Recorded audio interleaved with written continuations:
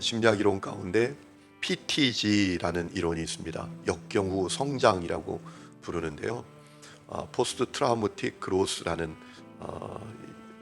그 표현인데, 역경 후에, 큰 트라우마 후에, 고난 후에 단순히 회복을 넘어서 새로운 가치도 발견하게 되고 성장하게 된다라는 이론입니다.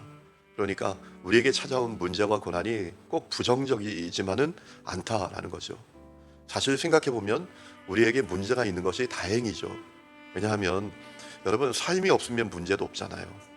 죽으면 문제가 없잖아요. 그죠? 공동묘지 얼마나 적막합니까? 내게 문제가 있다는 것은 나에게 삶이 있구나 라는 사실을 반증하는 것 아니겠습니까?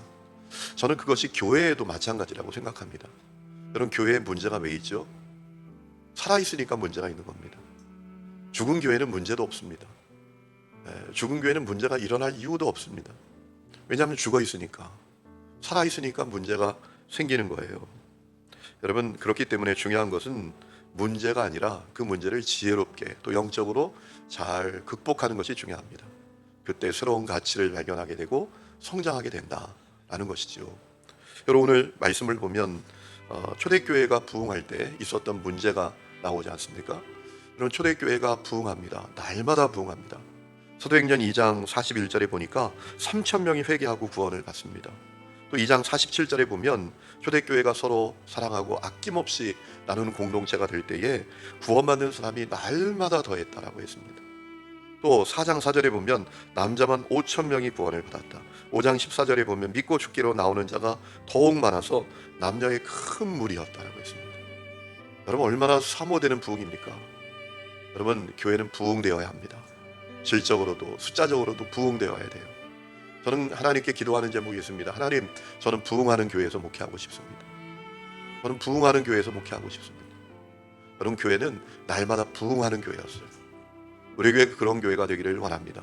하나님의 꿈은 우리 교회가 날마다 부흥할 뿐만 아니라 서울 지역에 있는 모든 교회가 부흥하기를 원하시고요, 이 땅에 주님의 피 묻은 십자가의 계절이 세워지는 거예요. 이 믿음을 가지시기를 축원합니다. 여러분, 예수를 믿어도 성경대로 믿어야지 자기 생각대로 믿는단 말이에요. 얼마나 안타까워요.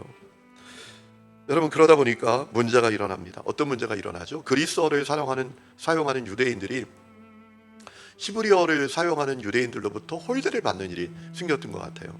아무래도 더 숫자가 많지요. 디아스포라 유대인들이 이제 고향에 돌아와서 예수를 믿는 사람들이 생겼는데 아무래도 그 사람들의 숫자는 적었던 것 같아요. 그래서 그리스말을 사용하는 헬라파 과부들이, 유대인 과부들이 이 구제에서 소외되는 일이 생기게 됐던 것 같습니다. 그래서 사도들이 그 문제를 발견하게 되고 교회에 그 문제가 생겨서 그 문제를 지혜롭게 해결하게 되지 않습니까? 자, 오늘 말씀을 보면서 두 가지 해결이 일어난 것을 보게 됩니다. 이 사도들은 자기들은 더욱 본질에 집중하는 계기가 되도록 했다라는 겁니다. 이 문제가 사도들이 더욱 본질에 집중하는 계기가 되었습니다. 여러분, 2절에 보니까 사도들이 성도들을 모아놓고 우리가 하나님의 말씀을 제쳐놓고 접대를 일삼는 것이 마땅하지 않다라고 했습니다. 여러분, 이 말씀은 두 가지를 시사하지 않습니까? 첫 번째, 사도들은 팔방미인이 아니다라는 겁니다. 사도들이 구제도 잘하고 또 말씀과 기도 사역도 잘할 수 없다라는 거예요. 이것을 인식하는 계기가 됐다라는 겁니다. 그럼 어떤 분이 그래요. 목회 참 힘들겠다고. 왜? 상담도 잘해야지, 설교도 잘해야지, 노래도 잘해야지, 그죠? 혼자 목회를 하면 관리도 잘해야지, 차량 운행도 잘해야지. 제가 부목사 때 우리 아이들이 다른 분을 이렇게 만났는데 제 자랑을 하는 거예요. 어떻게 자랑하냐면, 있잖아요, 우리 아빠는 운전을 너무 잘해요 그러더라고요. 여러분, 잘해야 되는 게 너무 많잖아요, 그죠? 근데 사실은 그럴 수 없잖아요. 어떻게 다 잘합니까? 여러분, 이 교회 안에 일어난 문제가 성도들로 하여금 인식을 갖게 해줬어요. 사도들이 다 잘할 수는 없는 거구나. 팔방미인은 아니구나. 어떻게 구제도 잘하고 말씀과 기도 사역도 다 잘하겠어. 사도들도 한계가 있는 존재구나 라는 사실을 인식하는 계기가 되었지 않겠습니까? 또 하나는 사역자들이 집중해야 되는 사역이 무엇인지를 바로 깨닫는 계기가 되지 않았겠습니까? 여러분, 사역자들의 본질은 말씀 사역과 기도 사역이지 않았습니까? 오늘 4절에 보면 오로지 기도하는 일과 말씀 사역에 힘쓰리라 라고 했습니다. 말씀과 기도 사역이 사도들의 사역의 본질적인 사역이다라는 사실을 성도들이 다 깨닫는 계기가 되었다라는 겁니다. 그래서 여러분이 교회 안에 생긴 문제를 사도들은 교회의 본질이 무엇인지를 바로 세우는 계기가 되도록 했다라는 것입니다. 또 하나 이 문제를 통해서 일어난 일이 무엇이요? 좋은 일꾼들이 교회를 섬기도록 하는 것이었습니다. 여러분, 사도들이 하나의 조치를 마련합니다. 자기들은 말씀과 기도 사역에 전무하도록 교회를 섬길 사람들을 세우자라는 겁니다. 3절에 보니까 성령과 지혜가 충만하고 칭찬 듣는 사람 7을 택하기로 했습니다. 그래서 스데반, 빌립, 또 그를 비롯한 7 집사를 택하여 안수하고 세웠다라고 했습니다. 아마 여러분, 이 사건은, 이 일은 교회의 분위기를 완전히 새롭게 했을 것입니다. 어떤 의미에서 그렇습니까? 성도들이 아주 중요한 사실을 깨닫게 됐습니다. 하나님이 쓰시는 사람은 어떤 사람들인가? 하나님께 쓰임받는 사람들은 누군가에 대한 인식을 갖게 했을 것입니다. 하나님이 쓰시는 사람들이 어떤 사람인 줄 알게 됐죠? 성령이 충만하고 지혜가 충만하고 칭찬 듣는 사람이 하나님께 쓰임받는 거구나 라는 사실을 교회가 다 알게 되었다라는 것입니다. 여러분, 아주 중요한 사실이잖아요. 아니, 성령 충만하고 지혜 충만하고 또 선한 영향력을 줄 수 있는 사람이라야 하나님께 쓰임받지 않겠습니까?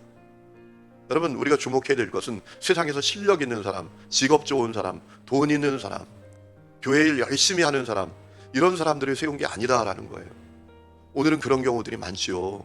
교회에서 집사님, 권사님, 특별히 장로님들을 세울 때 그 사람 직업이 뭐냐, 얼마나 배웠냐, 돈은 얼마나 있냐, 여러분, 이런 것을 고려하지 않습니까?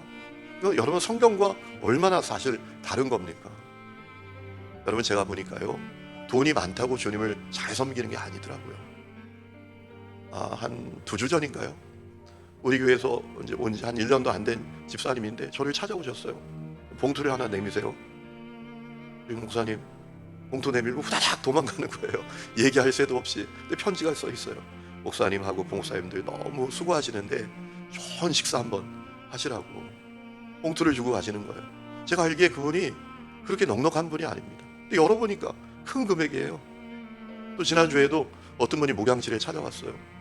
목사님, 교회 여러 가지 일들이 있고 목사님 사역이 많을 텐데 목사님 필요한 대로 원하는 데 쓰세요. 그러고 봉투를 주고 가는 거예요. 열어보니까 1,000만 원이에요. 제가 깜짝 놀랐어요. 그분이 그렇게 재정적으로 여유가 있는 분이 아니거든요. 그래서 어디다 쓸까? 그냥 맛있는 거 사 먹을까? 그러다가 이제 여기 스크린을 바꾸는 데 보태야 되겠다라는 생각이 들더라고요. 우리 교회 젊은 집사님 한 분이 이직을 했어요. 그래서 다니던 직장에서 퇴직금을 받았는데 800만 원을 헌금을 했어요. 왜냐하면 자기가 여기 올 때마다 여기 청년들 쓰고 청소년들이 이 방 사용하는데 이 흐릿한 스크린을 보는 것이 너무 마음이 안 좋았대요. 그래서 아주 젊은 집사님인데, 청장년인데 800만 원을 헌금했어요. 이거 교체하는데. 그런데 견적을 받아보니까 1,400만 원이야. 가장 싸게 해도 부족해서 모자라서 어떡하지. 또 우리 본당에 큰 이 스크린을 새로 했잖아요. 우리 벽에 붙어있는 스크린 있잖아요. 이걸 동시에 사용하는 게 참 어려워요. 그 시스템을 갖추는데 한 600만 원이 들더라고요. 이것도 어떡하나. 우리 교회가 건축한 지 이제 한 8년, 또 이 교육관동은 몇십 년 됐죠, 이게. 그러다 보니까 요즘 관리적으로 엄청나게 돈이 들어가요. 재정부장님이 그러더라고요. 우리 교회가 작년보다 재정적으로 수입이 더 많아졌는데, 한 5% 정도 많아졌는데 나가는 거는 더 많다고. 왜냐하면 관리하는 비용이 너무 많이 나간대요. 이제 건물이 노후화 되다 보니까요. 그런데 이제 다 제쳐놓고 제가 왜 이 얘기를 길게 하는지 모르겠네요. 중요한 것은 여러분, 성령과 지혜가 충만한 사람, 칭찬 듣는 사람을 세웠다라는 겁니다. 하나님께 쓰임받는 사람이 누군지에 대해서 교회가 바로 인식하는 계기가 되었다라는 것이죠. 또 하나는 공동체로서의 교회가 알맞은 행정과 조직을 갖추는 계기가 되었다라는 거죠. 7 집사님을 세움으로 말미암아. 여러분, 우리가 공동체에 있어서 행정 조직이 얼마나 중요합니까? 그렇죠. 생각해 보세요. 전쟁을 합니다. 부대가 3,000명이에요. 그저 싸우는 거 하고요. 이것이 연대, 대대, 중대, 분대, 탄약수, 부사수, 사수, 무전병, 행정병, 이렇게 다 조직이 갖춰진 채로 싸우는 거하고는 천지 차이입니다. 승리하는 데 있어서 엄청난 차이가 있습니다. 교회가 공동체가 됨으로 말미암아 행정도 필요하고 조직도 필요했는데 하나님께서 그것을 다 인도하시는 거예요. 이 문제를 통해서 공동체로서의 교회가 좋은 행정과 조직도 갖게 되고 또 하나님이 쓰시는 일꾼이 누군지에 대해서도 분별하게 되고 이런 모든 일들이 원활하게 이루어지는 계기가 되도록 했다라는 것입니다. 그래서 문제가 오히려 유익이 되었다라는 것이죠. 여러분, 이것은 우리 개인적으로도 그렇고요, 공동체적으로도 그렇고 가정적으로도 그렇습니다. 오늘 여러분의 가정에 또 여러분의 삶에 어떤 문제가 있습니까? 영적 지혜를 구하십시오. 그것이 여러분에게 새로운 가치를 발견하게 되고 성장하는 계기가 되는 역사가 있어야 합니다. 하나님께서 그것을 원하고 계십니다. 문제와 어려움이 찾아올 때 그저 한숨 쉬고 절망하고 낙심하는 사람들이 아니라 그 문제 넘어 있는 하나님의 또 다른 계획을 발견하는 그런 하늘 이름의 모든 성도들이 될 수 있기를 주의 이름으로 축원합니다.